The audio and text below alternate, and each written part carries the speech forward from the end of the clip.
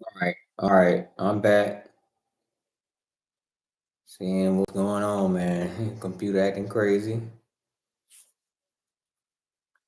All right, I'm back. Welcome to the stream. Great show lined up. Had a little technical difficulties. Let's see if we can get this show on the road. We talking Trump tariffs. We talking Florida real estate market possibly crashing. Possibly. I got some interesting articles and data charts we're gonna look at regarding the Florida real estate market. And we're gonna look at rates. Rates are finally stabilizing. All right. So let's see if I can get this party started. Second time's a charm, right? Let's start with rates. I love rates.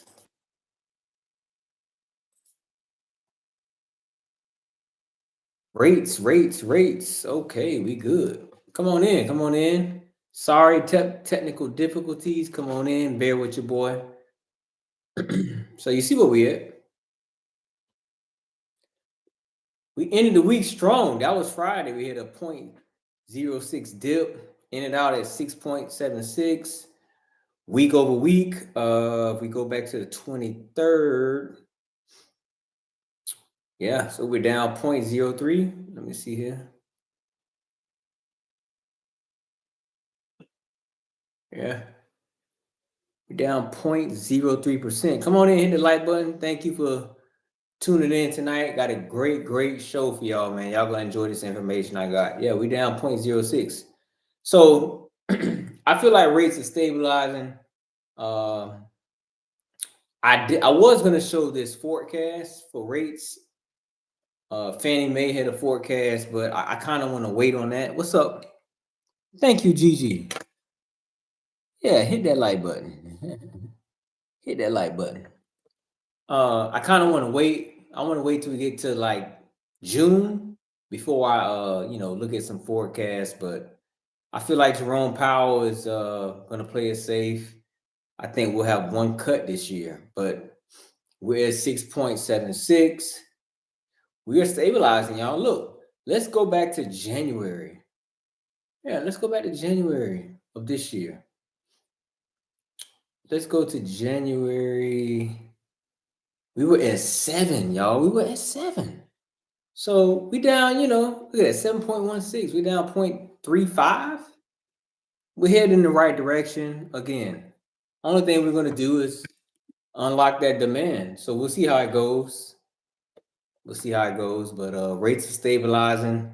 Listen, I'm fine with the rates. Everyone's complaining.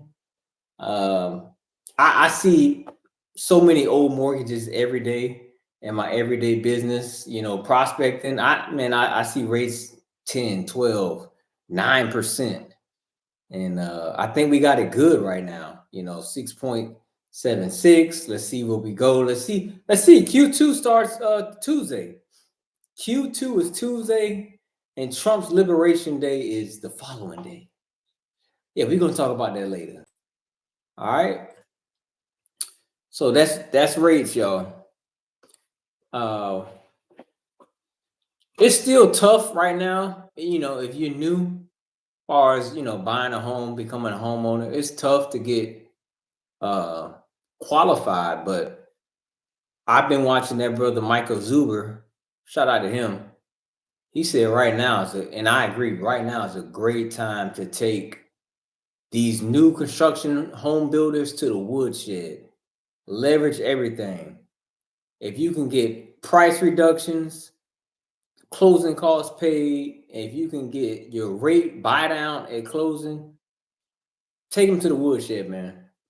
Take them to the woodshed. All right. So let's get into Florida. Florida, my home state. Let's get into Florida. Interesting data, and locally, I think we definitely slowed down compared to a year ago.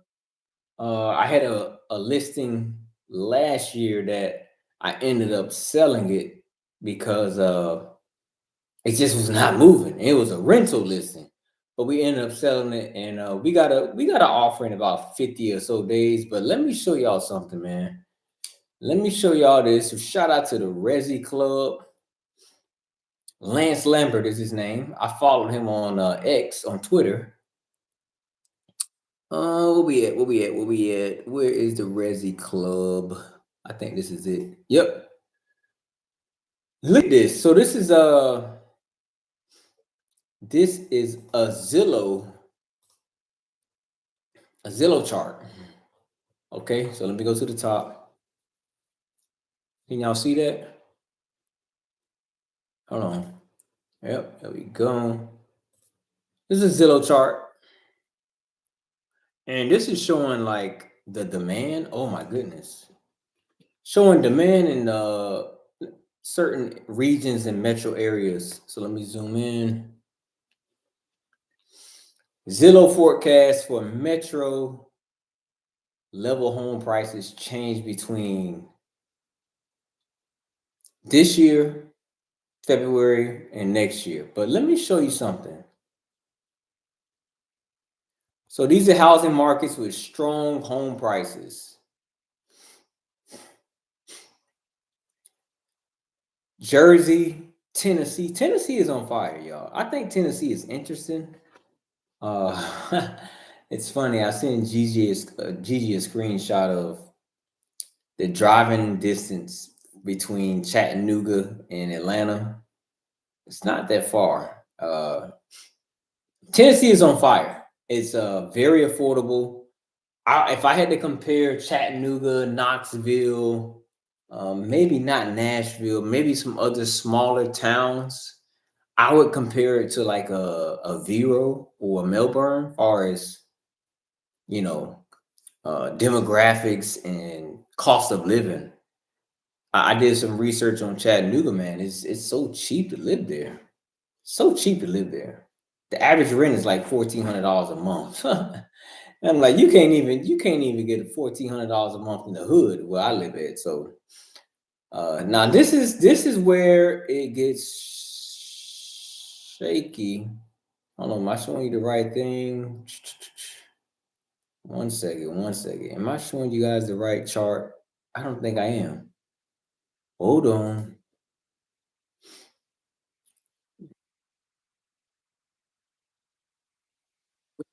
And I showed you guys the wrong chart. This is what I want to show y'all. Okay. Shout out to Lance Lambert. He's a founder and editor chief of this Resi Club. But check it out. Showing y'all the wrong chart. So this is a Zillow chart. Okay, a score above a 70 is considered a strong seller's market. A score between 55 and 69 is just considered a regular seller's market. 44 to 55, neutral market. 28 to 44, buyer's market. And 27 below, a strong buyer's market. Check this out. So the reason why I say Florida is about to see a price reduction across the board.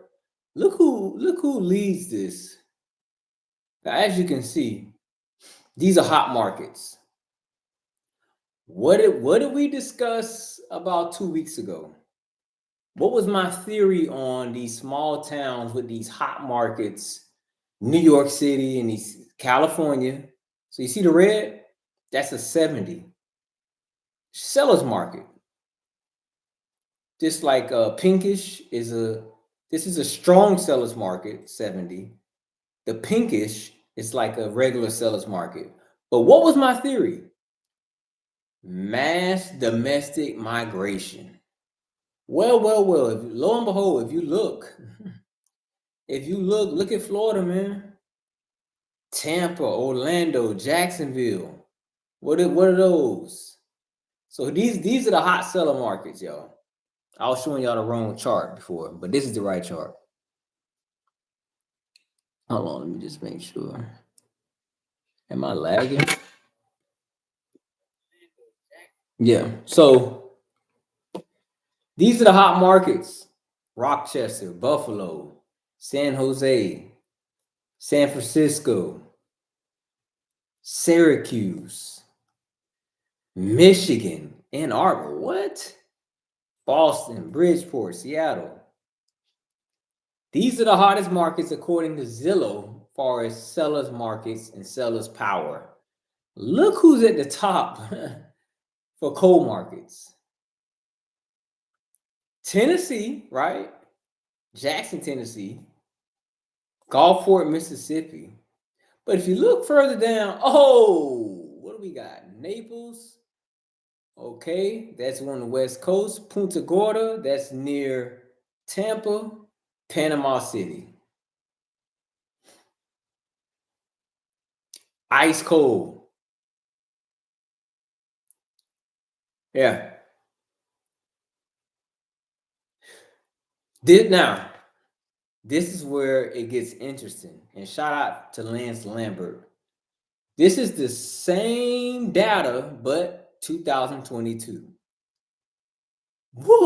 Who was on fire? The whole country was on fire, but in particular, Orlando, okay, parts of the Space Coast, Tampa, Miami.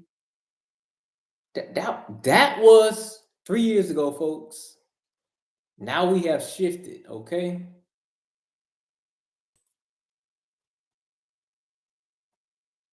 Hit that like button. Thanks for rocking with your boy, man. Yeah, the market is, listen, I've been preaching this for the last 4 or 5 weeks. We are here, y'all. The correction is here now. What is the severity of the correction? What is the severity of the price dip? That's yet to be told, but we are here. There's no ifs, ands, and buts about it. Demand is low. Supply has damn near doubled across the board. Y'all seen that last week with Florida. So we are here. I got another one. I got another article regarding Florida. This is from the Daily Mail. Okay. What does this read? 5 towns face near certain real estate crash this year. 3 in Florida. 2 in the unexpected state. We're here, folks. Again, thanks for rocking out with your boy. If you're new, subscribe. I appreciate that. I'm on my way to 6,000 subscribers. And share my stuff, man. Drop a comment in the comment section. So, a study based on January figures lists Winter Haven, Tampa, and West Palm among the top 5 U.S. markets most likely to see home prices decline this year.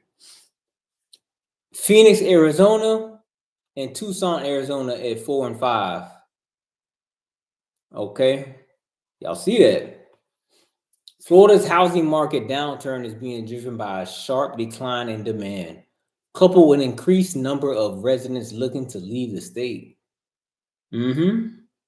Remember that mass migration, what does it say? Migration from other states has slowed significantly since the pandemic. And let me say this. Let me stop here. Here's what happened.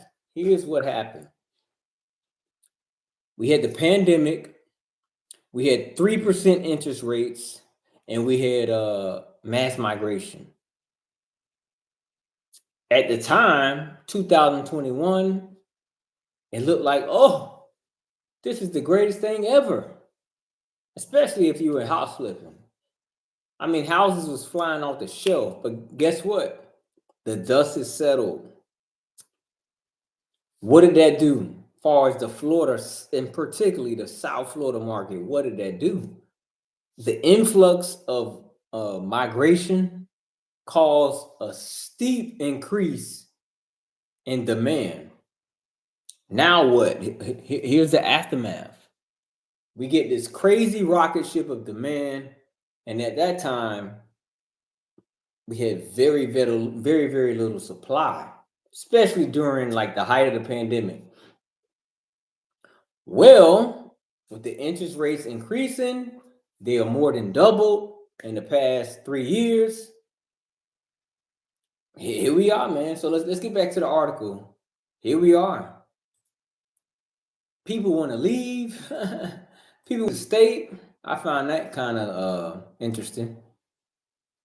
Additionally, soaring homeowner association fees and rising property insurance costs. That's probably what it is. The insurance is just ridiculous. The insurance crisis is ridiculous. Fueled by an increase in natural disasters, hurricanes every year. Yeah, all these out of towners, all these out of towners, they come to Florida and they're like, well, damn, I have a tropical storm and a hurricane every year. And Floridians are like, yeah, welcome to the party.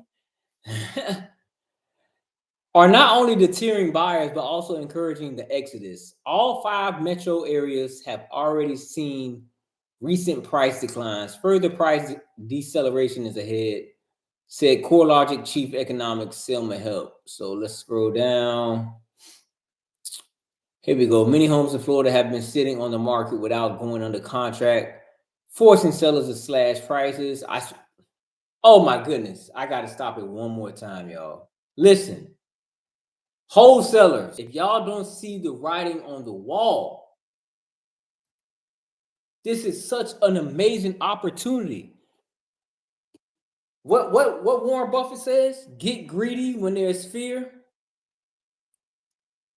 Get greedy when there's fear. People are afraid. Oh, I gotta slice my price of my home by 50, 60,000. It is a buyer's market, y'all. What does that mean? That's great for wholesalers, investors like me, and y'all who inspire to be investors. This is great. Little demand. These sellers are motivated. You gotta come in the game. You gotta come in the door with disrespectful offers. This is the time, y'all. This is just the beginning, too. We don't know how bad it's gonna get. Let me keep reading. Take advantage, man. This is where wealth is built.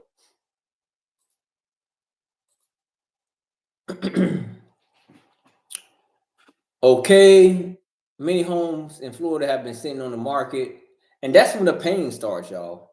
When that property is sitting there and it's a motivated seller and there's repairs needed, there's damage to the house, and it's sitting for days. That's the pain. For instance, Tampa was a popular pandemic boomtown, but had a drop of 1.6% in sales between October of last year and January of this year. For Winter Haven, which also saw a spike in buyers in the pandemic, there was a 1.2% drop in home sales from October of last year to January this year. West Palm saw a 1.2% dip in sales between October of last year and this year. Those areas grew desirable for people because the weather and the ability to work remotely. Yeah. What we got here? CoreLogic economists predict that price growth will continue to slow in Florida, but one silver lining is that lower mortgage rates could encourage potential buyers to purchase a home. Yeah, it's all about rates right now at this point, y'all. What else we got? A surge of homes set on the market longer than the average in December. And that same month, typical homes across the country spent 70 days on market, 9 days longer than the previous year. That made it the slowest December in 5 years since the pandemic. Florida cities with a lot of inventory sitting on the market more than 90 days include Nusa Ventura Beach, Palm Coast, Panama City, and Gainesville. Yeah. Okay. What else we got? Pain. That's all I see is pain, y'all. Take advantage. AG, what's up, brother? Broward and Dade. It's slowing up, brother. Hit that like button for your boy. It's slowing up, AG. It's slowing up, man.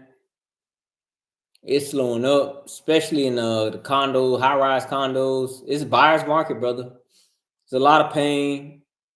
There's a lot of motivation out there, man. These sellers are motivated, bro. Y'all gotta know. Listen, I might put an asterisk I might do a stream where I will show y'all what kind of properties to look for on the MLS. Days on market and condition. Days on market and condition. I'm gonna tell y'all another thing that's huge. We'll probably do this next week. I think it'll be very informative for the potential wannabe wholesalers and newbies in the business. Read the broker remarks. If you read those broker remarks and you see a seller is automatically offering to pay closing costs and give concessions, motivation, y'all. All right. So that's it. Trump tariffs. Let's talk about Trump. Liberation Day. Trump calls it Liberation Day. We'll see how it plays on the national economy. It's a domino effect. We'll see how it plays on as far as steel, aluminum, lumber. I didn't know we get a lot of lumber from Canada. So it baffles me that Trump would want to put tariffs on our allies and our neighbors, but he's the commander in chief. He's calling the shots. So we'll see how it goes. Now, these auto tariffs could affect the economy nationally because the auto industry could take a hit, further, more jobs lost and sinking us closer and closer into a recession. Also, this week we get to find out GDP numbers. We need 2 consecutive quarters of lower GDP. So we've had 1 quarter. Q1 ends Tuesday. So Wednesday we get the report on GDP. We will know telltale signs if we are headed to a recession. Now, I was listening to Brother Zuber. Shout out to Mike Zuber. He thinks we might do something called a short recession, where we might be in like a little short-term recession, 6 to 9 months. It's happened in the past. So let's see, man. I don't know what Trump is thinking with these auto tariffs. They're talking prices may go up $5,000, $10,000, $12,000 per new car. And they're going to put tariffs on auto parts, transmissions, engines, brake pads, so on and so forth. So this week is a very important week for the economy. Real estate wise, stock market wise, and our overall economy. This is a big week. So let's see if Trump's going to bluff. He bluffed this month. Let's see if he bluffs again. He thinks it's a great negotiating tactic. We'll see. We'll see about that. So that's it. Next week, I'm hoping I close this deal Friday. If I close the deal Friday, we'll go over the HUD. I'll break down the HUD, show y'all how we made this money, show you how we made this good shmoney. And I'm going to go through on the MLS, and we're going to find some motive. I'm going to show y'all telltale signs of a motivated seller doing this freaking buyer's market, the pain. I'm going to show you what to look for on the MLS. You listen, I've been preaching off market for the last 6 years. When we had the 08 crash, you could find deals on the MLS because of the current status of the real estate market. We may never get back to that level, but if you good and you know how to negotiate, you can get deals on the MLS. And I'm gonna show y'all what to look for. All right. Hope y'all enjoyed this fire, this gem, this sauce. Share my video. That's all I ask. Subscribe if you're new. I'm out. Peace. Good night.